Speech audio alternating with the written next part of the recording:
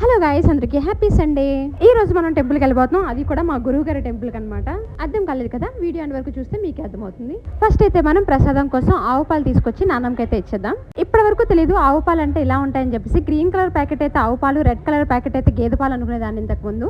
ఇలాంటి బొర్ర వేసుకుని ఇప్పటివరకు నెట్టుకొచ్చామన్నమాట. ఇప్పుడైతే మనం తమలపాకులు తెంపుకుందాం, దేవుడికి నైవేద్యం పెట్టారు కదా. సో నాన్నమ్మ అయితే నైవేద్యం రెడీ చేసేసారు.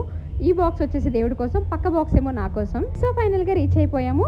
సింహాచలంకి వెళ్ళే రూటులో అడవివరం అనే ఊరిలో హైవేకి పక్కనే సూర్యనారాయణమూర్తి టెంపుల్ ఉంటుంది. ఇది టెంపుల్ అంటే టెంపుల్ లా ఉండదండి, జస్ట్ స్వామివారి విగ్రహం ఉంటుంది. కానీ టెంపుల్ కంటే ఎక్కువ వైబిస్తుందండి. చుట్టూ కొండలు, పక్కన గోశాలలు, ఎటు చూసినా పచ్చదనమే. ఇంతకంటే ప్రశాంతమైన ప్లేస్ మనకి ఎక్కడ దొరుకుతుంది? చూసారు కదా, ఈయనే మా గురువు గారు సూర్యనారాయణమూర్తి గారు. సింహరాశి వాళ్ళందరికీ కూడా ఈయనే గురువు అనమాట. ఈయన ఎంత బాగా పూజించి ఎంత బాగా నమ్ముకుంటామో మా బతుకులు అంత బాగుంటాయి అనమాట. సో ఇలా స్టార్ట్ అయింది నా సండే. మళ్ళీ నెక్స్ట్ వీడియోతో కలుద్దాం. అంతవరకు love you all, by by, take care.